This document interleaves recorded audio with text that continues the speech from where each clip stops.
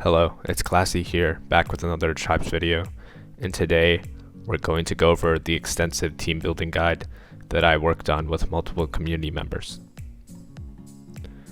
Since this guide has a lot of different sections, I will be timestamping each section in the video description if you want to jump to any of them, and I'll also link this guide in the description as well if you want to read it for yourself.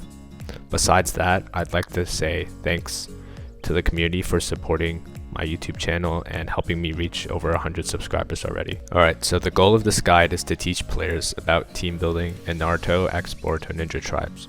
And the guide will cover all 4 modes currently available in the game, both PvP and PvE. So no matter what mode, speed will always be one of the biggest factors in determining which team wins a battle. And basically, each unit will have a base speed when you unlock them, and you can increase this unit's speed using speed scrolls, which are accumulated and obtained in a variety of ways. There are 7 speed promotion tiers, and as you use speed scrolls on a unit, you'll be able to reach promotion tiers depending on how many you used.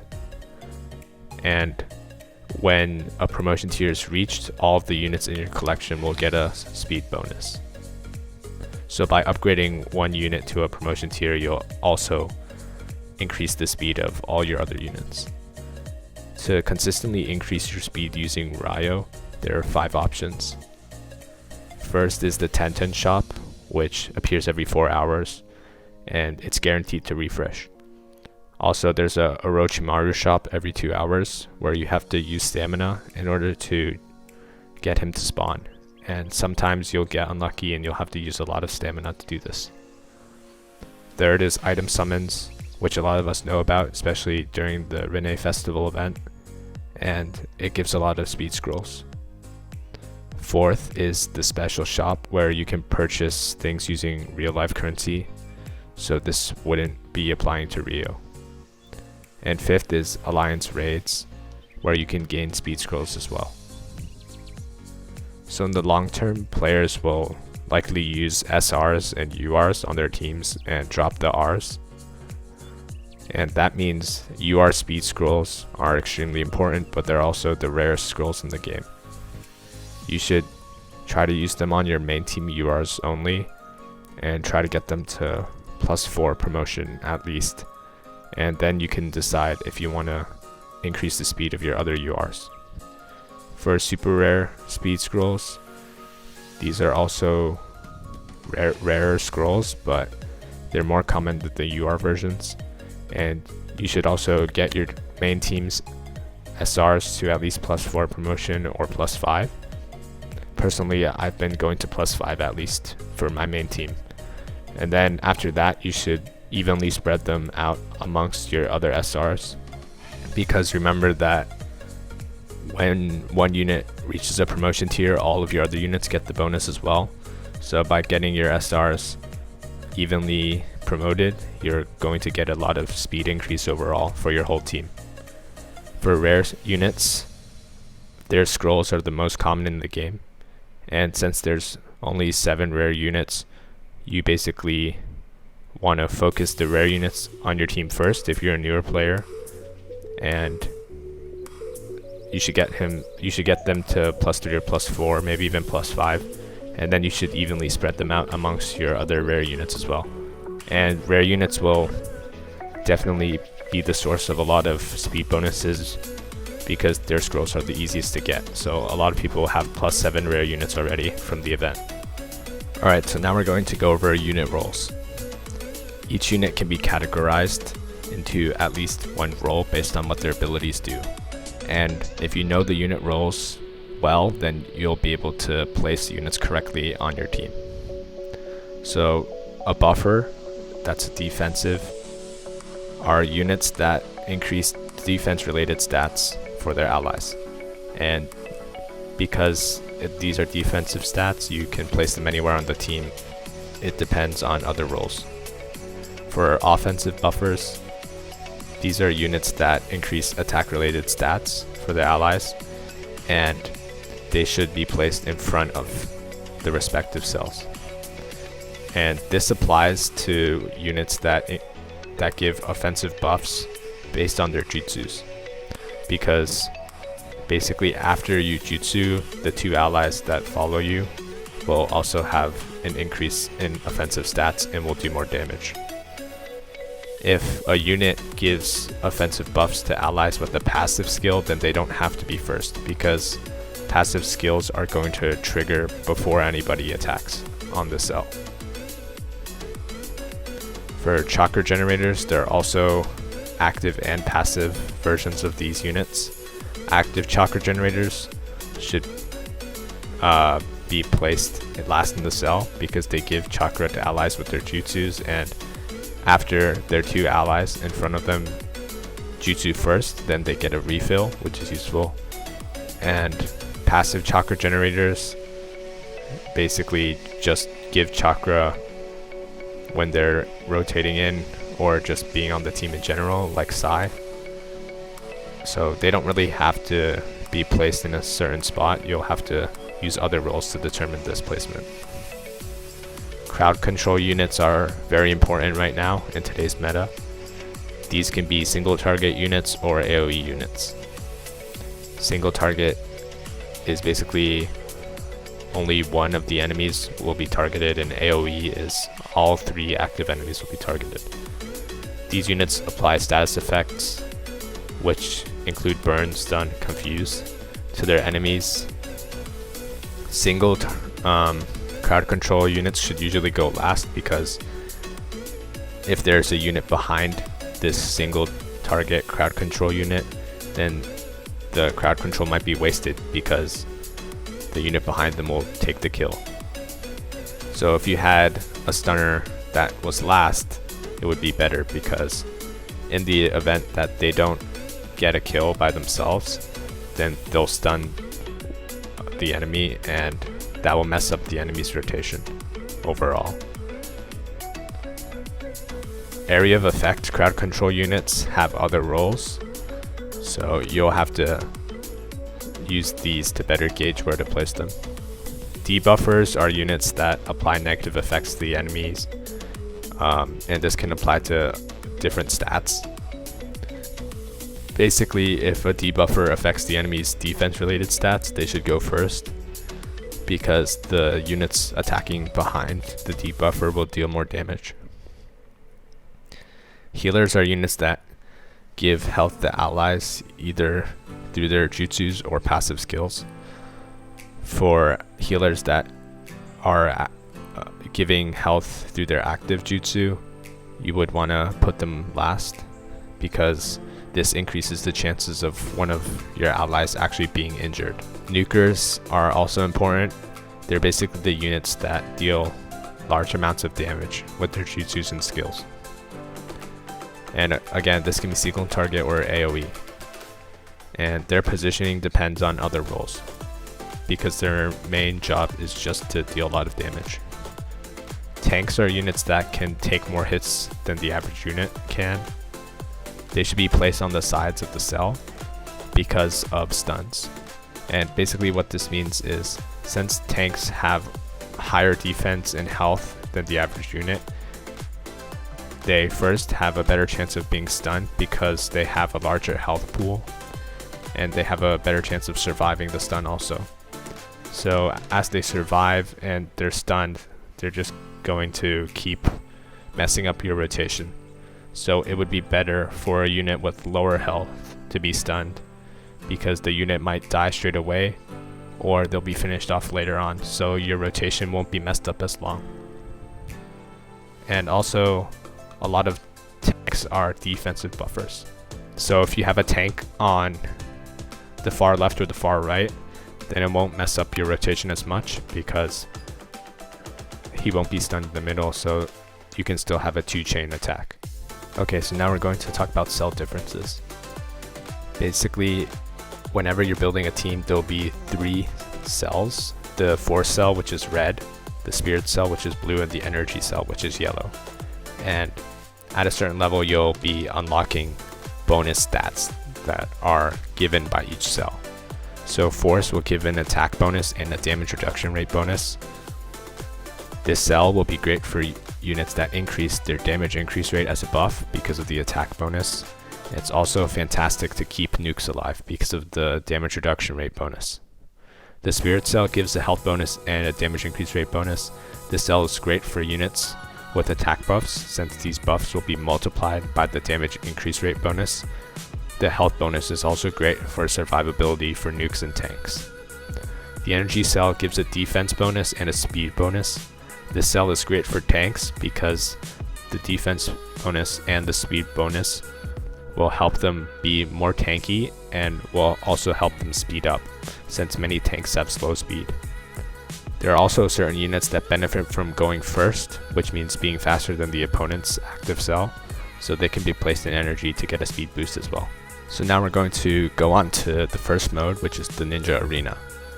And I'm sure a lot of us already know how it works, but basically it is kind of like a leaderboard to show which players are doing best in the server with their teams.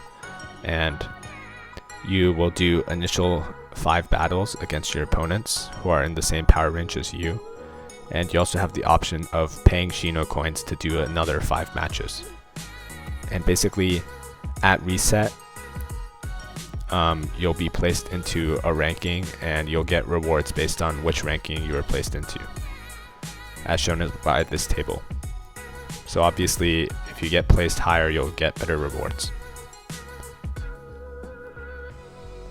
And the order of the 3-man cells that you built on your team page will always stay the same, but the order of the cells themselves will not always stay the same. So for example, your Spirit Cell might be matched to your opponent's Energy Cell on the first turn. It's pretty much randomized. And basically for the attack order, it will go from right to left, but this is okay because when you build your team, it was from left to right, but they reversed the order in the actual arena battle. So you can just continue to build from left to right and it'll be in the right order. So now we're going to talk about things to consider when making your arena team. You basically want to have all your nukers in Force or Spirit, and this is because Force gives the attack bonus and Spirit gives the damage increase rate bonus, and both cells also provide some defensive buffs to keep the nukers alive. Each cell should try to have a stunner as well. This can be an AoE or a single target stunner. And this is because you want to maximize your chances of stunning one of your opponent's units, since this will mess up their entire rotation. Each cell should try to have a nuker, which is the main damage source, so you can at least take out one enemy unit with the rotation. Each cell should also have a defensive support so you can keep your other units alive, and the energy cell should have at least one D unit because that's where they're best placed. So as for unit placement, you should never place your units such that there's a tribe special in any of the cells, because the way arena works is that there's a computer controlling all of the actions and you can't actually control anything. So they're automatically going to use tribes if they're available. And tribes are not good in arena because if a unit is killed or a unit is stunned by the enemy before they actually use their tribe, then you lose a whole turn and you do nothing. But if you use the co-op attack, which is basically like an increased damage version of the 3 jutsus for whichever units are active, if one of those units is stunned or killed, then the other 2 units will still use their jutsus, which is much better than losing a whole turn. AoE units should be going first generally, especially if they have some kind of debuff, damage bonuses on enemy HP or crowd control, because this maximizes the amount of targets that these units will have and will maximize damage. For crowd control, it will also maximize the chances of you actually stunning one of your enemy's units, for example. Because if you're going first, there's a better chance that the enemy will have 3 units surviving, as opposed to if you're going second or last. And you should also avoid having D units in the middle, as we talked about earlier, because if they're stunned, not only will they have more health, so they'll be in the wrong position on your team for longer, but since they have more health and defense, they're more likely to survive a stun in general. And there are some examples here, as you can see. Getting stunned in the middle is horrible because only one of the units on the side can attack now, instead of having 2 or 3 units attacking together. And this basically secures a loss in arena. So yeah, this is the result. 3 completely different units from different cells. And yeah, the rest of the rotation is pretty messed up. If a unit provides chakra, you should make sure that they're in the back of the cell as well, because if the 2 units in front of them jutsu, then they can refill their chakra bars at least somewhat, and this provides value. And stuns are actually better than kills in arena because, as you can see, it messes up the rotation heavily, and the opponent will not be able to attack with multiple units at once while you still can. So now that we've gone through those, we're going to take a look at a comprehensive team building example. So the 4 cell provides the bonus attack and the damage reduction rate. So this cell is great for nukers. It increases both their offense and defense. But as you might remember from above, it's also best to place some kind of tanky unit so that they have an extra layer of protection. So Kakuzu benefits from the 4 cells attack bonus, which increases his damage, and the damage reduction rate bonus because his second skill will actually increase his damage reduction rate, so he'll actually stack more of it when he uses it. Naruto benefits from the attack bonus as well, obviously, and the damage reduction rate bonus as well, because he also stacks it with his second skill. And this will make him tankier and well-rounded. So he'll act as the tank unit in air quotes for this cell. And he's in the middle this time because whenever he finishes off an enemy with his jutsu, he gets extra chakra. So Kakuzu will attack first and wound them. And remember, if the enemy has over 50% HP, Kakuzu does bonus damage. So he'll wound them heavily, and then Naruto finishes off one of the enemies, and then Kakashi finishes off the other. And obviously, everyone knows Kakashi's uses as a stunner, but he also scales well off of the bonus attack in the 4 cell. And this is because he increases his critical rate and critical damage rate when he uses his jutsu.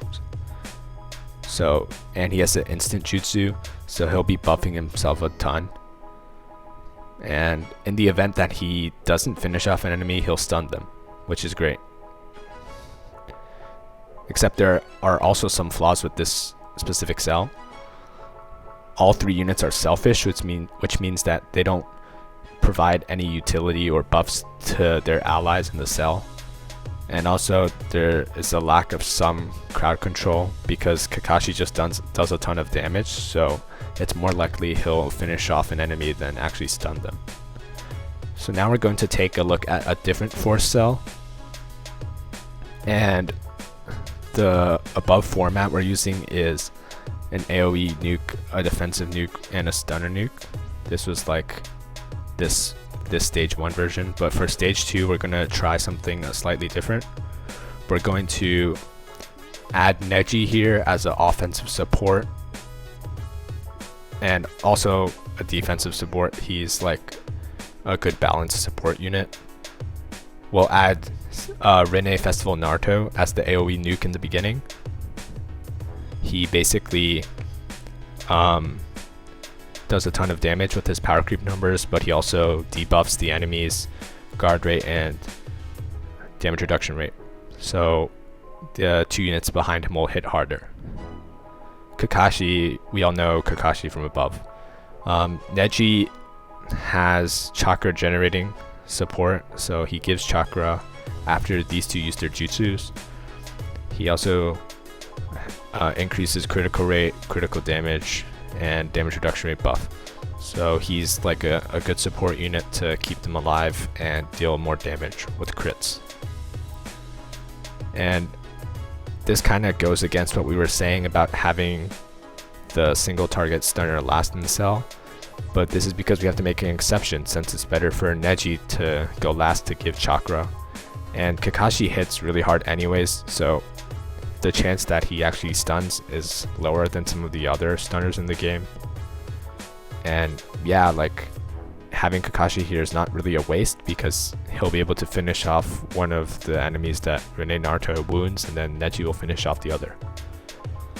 And also, we would like to make a disclaimer and say that these are just examples of 4 cells. Like, not everybody will have all the units, but we're trying to select units that people most commonly have. And yeah, this is just a guideline, so you don't want to copy and paste it. So now onto the Spirit Cell. The Spirit Cell also gives offensive and defensive bonuses with the damage increase rate and the HP. So yeah, it's a great cell for nukers. You can also have maybe a tanky unit in here or a tank, so the tank will benefit from the HP bonus more. So here's an example. We have a AoE stun, like a nuking AoE stun, and also a defender. Basically, this is like a CC heavier team. And Toby is basically the nuker on this team because he has the power creep damage numbers for his AoE. Also, this is a triple AoE cell, so the goal is to try to finish off 3 enemies at once if possible, and if not, to stun the surviving ones. So Jiraiya is a tank, so we put him on the side here along with Sasori. He offers a AoE stun and buffs the team's defense in a lot of different ways to help them survive. He also applies burn. Toby is the AoE nuke. He also applies stuns and burns, and he can debuff the enemy's damage reduction rate for certain units. So UR Sasori is a great unit to synergize with these two because he buffs the status effect rate of his allies in this cell. So that means the chance of both Jiraiya and Toby to apply burn and apply stun is increased. So we're getting double the value by putting Sasori here. He also applies debuffs to all enemies afflicted with status effects. And since both of these have 2 status effects, the chances of him actually debuffing is very great.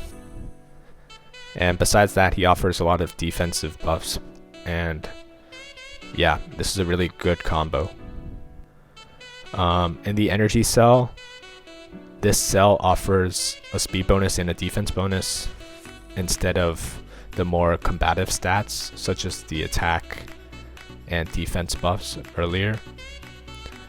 That's why it's better for tanks and support units who might not have skills that take advantage of the attack bonus. So here we have a combination of units, both a support unit, a nuker, and a tank, because remember, you want to have 1 nuker in each, or try to, because this will keep every single cell potent in case the other cells go down fast. So Sai is the chakra generator with his passive skill, so he doesn't have to be placed in the back. He has an attack support skill with his second skill, which buffs attack, so he should be placed in the front actually. And he benefits from the defense because since he gives chakra to everybody on the team, it's really important to keep him alive. UR Hebi is a single target nuker who also stuns, but he's also a unit that gets stronger as the battle progresses, so he does benefit from having some protection both in the defense and the SR Hebi to protect him. And SR Hebi scales well with the defense bonus as a tank and with his skills. He can also stun and increases the chance of his allies, which is the UR Hebi here, to stun. And he gives a lot of defensive buffs to keep these 2 high priority characters alive. So yeah, a lot of the characters we used were considered free to play because they were either free in the Shinobi Exchange Shop during their respective events, or like Neji, you can farm them from elite missions. So this is our final setup. These cell formats provided above just serve as a small guide, and for Arena, you have to consider your entire team of 9 Shinobi. You have to understand why units are in this order to maximize their effectiveness. And, you know, it's good to keep practicing, and eventually you'll get the hang of it, and it'll become an intuition about where you should be placing units. So this is a final product that was slightly rearranged from the one above. And basically we believe this is better than the one above because the team has AoE damage in every single cell, and Sai, which is the chakra battery for all the other units, is receiving the most protection he can from 2 tanks which are giving defensive buffs. And we're putting Sai first here because of the attack buff, so this overrides the need to put the tank on the side. So yeah, there's status effect synergies here because SR Heavy increases status effect rate just like Glossary does. So there's status effect synergy with these 2, status effect synergy with these 3. Alright, so now we're going to move on to the Ninja World Tournament. Basically how this works is you set up 5 independent 3-man cells, and your opponent will do the same. Your opponents will rotate every day, and your team 1 will fight your opponent's team 1, and so on. So basically this is 3v3 battles, and your team doesn't rotate because there's only 3 players. So when active buffs will always be active, which is nice, and effects that only work with X or fewer undefeated allies will gain more value because you only have 3 units on your team. Also, it's important to note that the order within the cells is completely randomized, which is definitely not the best design decision, but it is what it is. And max points are 3900 unless you use a successful tribe special, which gives 78 points and increases the maximum. And even if you win a match, if one of your characters dies, then you lose points from the max. So because of the inherent randomness of this game mode, you want to have 5 cells that are balanced and self-sufficient. So each cell should have 1 tank and 1 nuker at least. The tank will soak up hits and protect your other 2 units. And units that stun work well because it's 3v3, so you'll be messing up your opponents for 1 turn at least. Additionally, you want to still use synergies between units, and you can reuse some balanced arena cells if they meet the requirements above as 3 of your Ninja World Tournament cells. So don't worry too much about the results because this mode is very random.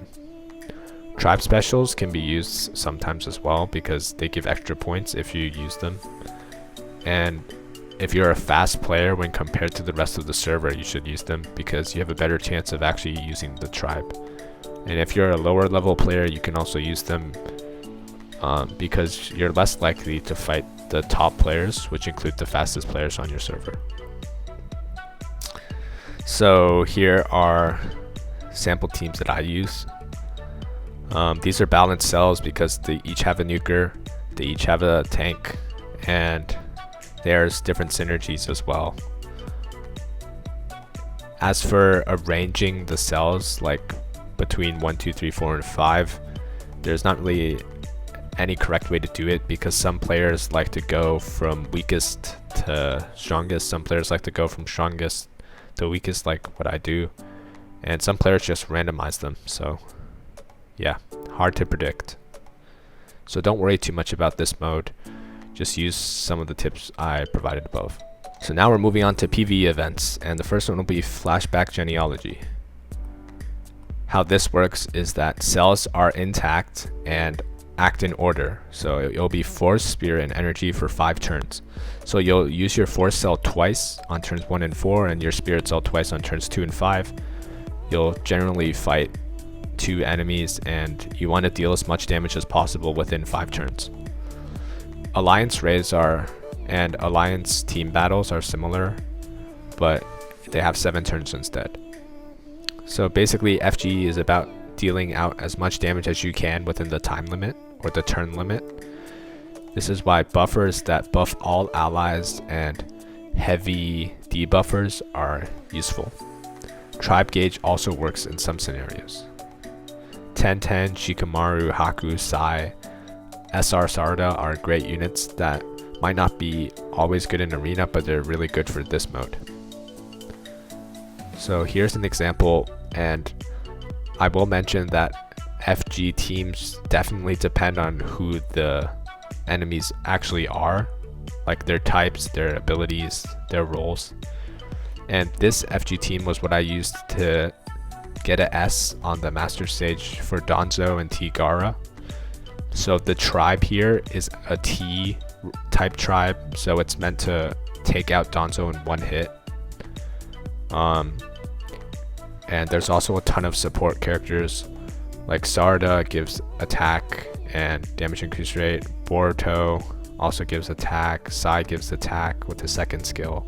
Shikamaru gives attack to T units. Jiraiya, similar idea. Datara gives crit support also. So there's just a lot of buffers.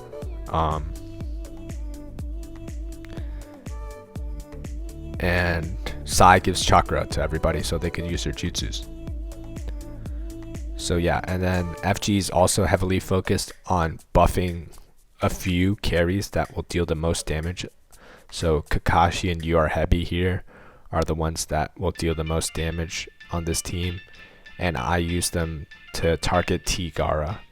So I don't know if everybody remembers the Danzo and Gara event, but basically I was using these three to attack T Gara, these three to attack T Gara on turns 1 and 2. I used these three to attack Danzo, I believe, on turn 3. Jiraiya increased tribe gauge, so I used this tribe on turn 4 to take out Danzo in one hit. And then I used these three again to target Gara and finish him off with high damage because of all the buffs. So hopefully that helps. You know, this was against a specific enemy, so it will always depend on who the enemy actually is. Okay, so now we're going to talk about the Laboratory of the Abyss, which is the current PvE event for the Kakashi and Obito banner. So how this works is that your shinobi will start in randomized positions within their cells, and there'll be 31 floors alternating between reward floors and battle floors. Each battle floor will have different units and will get progressively harder. And also, you can use all of the units in your roster spread out across different teams. So when one of your units loses all of its health, you can't use it again until after reset the next day. So although the early floors don't require specific team compositions, there will be strategies that are necessary for the later floors. So later floors refers to B22 to B30, depending on how much power you have. And the later floors usually will require more specific units. So crowd control, brute force, and sustain are common tactics used. So as we mentioned above, you know, you'll need to use, or you'll need to have some of the best PvE units unlocked to successfully beat this mode. And the way that we're going to recommend is using tribes, specifically the two Akatsuki tribes, Pain / Conan, Datara and Sasori, and then Pain / Conan, Itachi and Kisame. And I'll go over which tribe should be used in which situation. Also, you'll always want to be sending in a fodder team, which is basically a team comprised of weak units that you're not actually going to use later on, and the reason you send them in is so you can build up your tribe gauge. So when you go in with your main team, you'll have the tribe gauge full and you can use the Akatsuki tribe on the first turn. So here's a popular team for Abyss. It has tankiness in the force cell, it has the nuking in the spirit cell, and it also has the tribe in the energy cell. So this tribe will boost crit rate, crit damage, and also the status effect rate. And nukers do very well in spirit because of the damage increase rate scaling, we have the tanks and force in this scenario because 2 of them will give bonus healing because they scale off of the attack bonus here. And yeah, this cell is really hard to kill. It's useful for, you know, Abyss because of the sustain. Also, they benefit from the damage reduction rate bonus. So basically what you want to do is use the tribe on turn 1 here. Try to get as many stuns as you can. You'll have to target different units depending on like who the enemies actually are. You can watch Painblade's videos because he discusses which specific units to target during each event. And yeah, you don't always have to put your tanks in force. It can depend on who you actually have unlocked, but I recommend using Akatsuki Tribe and Energy. Make sure you get your speed decently up. I'm sure everybody has high speeds now because of the Rene Festival. And it's a lot of CC, and over time your units will be dealing a lot of damage. So that's how you beat this mode. So I was actually going to record a separate video about Abyss for this specific event with Obito and Kakashi banner, but I realized that it's probably better to just have the team that I use to beat this Abyss in this video instead. So basically, I don't have my Sai fully upgraded, so he won't be able to give the chakra to all of my units. So instead, I opted to use the Itachi and Kisame tribe. And the reason I use their tribe is because they give chakra to all allies while removing chakra from the enemies. And they also increase damage stats over time. I believe it's the damage increase rate, so your units will be hitting very hard. I'm still using the immortal cell in force, as people like to call it. A lot of status effect synergies, and I also have as many status effect synergies as I can for my other units with Kirin and Sasori. Datara is the main carry that I use. Basically, as time goes on and more of my units die off, he'll be increasing his own critical stats and damage stats, and eventually I was able to take out 3 of my opponent's units at once every time he jutsu. So this was how I beat B30 or floor 30 for this specific event. Yeah, so, like people aren't always going to have this Datara, but if you do, he's definitely going to carry you. Alright, so now that we've gone through all the different modes, I'm going to go through the glossary of different terms that we think are useful to know about.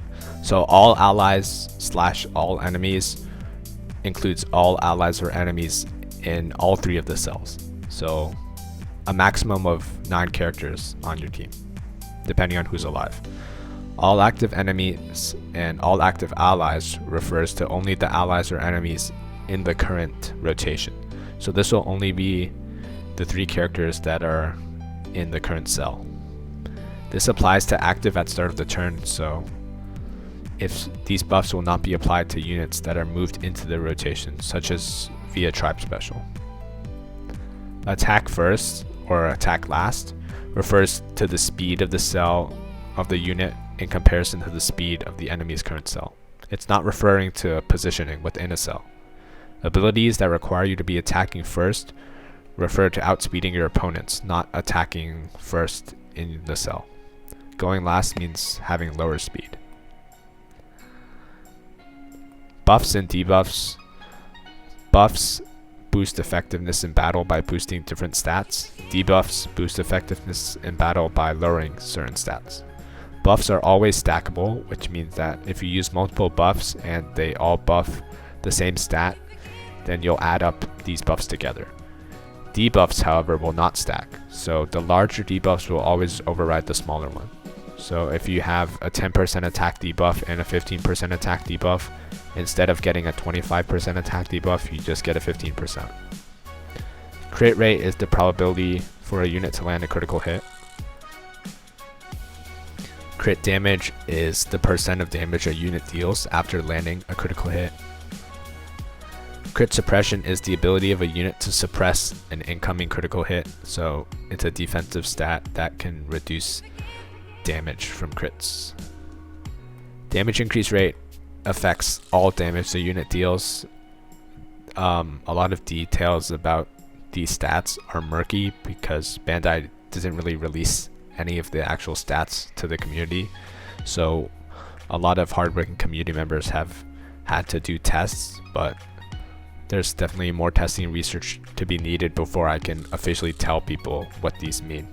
Damage reduction rate affects the amount of damage a unit can reduce, except for burn and poison. Same thing, you know, not all of these stats will be 100% accurate because we don't have all the research yet. Guard rate is the probability of a unit to guard an attack, and on the animation, if you have them on, then there'll be like a blue shield that pops up. Guarding an attack will reduce the amount of damage you take from the attack. Guard damage reduction is the amount of damage a unit reduces when the unit uses a guard. Guard suppression is the ability of a unit to bypass a unit's guard rate. So this is an offensive stat that allows for more damage to go through. Scaling is proportional growth based on another factor. So Sakura Uchiha, a strong mother, has healing that scales off of her attack. So the more attack she has, the more healing she'll do, and the healing will grow proportionately with the attack stat. Same thing for Sage Mode Jiraiya, which is why we put the two of them in Force for Abyss. But not all scaling has the same growth ratio. So sometimes characters may scale more healing based on attack. It depends on what they say. Status effect include burn, poison, stun, paralyze, heavy wound, shadow stitch. As of right now, status effects that do damage, such as burn and poison, deal true damage, which bypasses all defense stats, and they just deal whatever amount of damage they say. Status effect suppression is the ability to lower the probability of an incoming status effect. So if you lower status effect suppression, you'll increase the likelihood of status effects. If you raise status effect suppression, you'll decrease the likelihood of them. Status rate is the probability of a unit to afflict a status effect. And I will say that we don't have like all the terms as of right now. We're probably going to add more if necessary.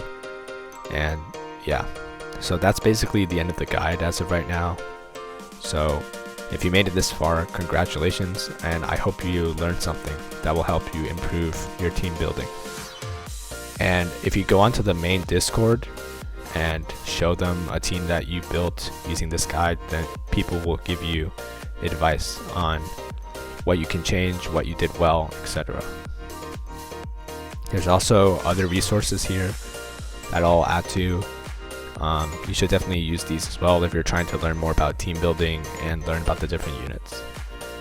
Now onto the credits.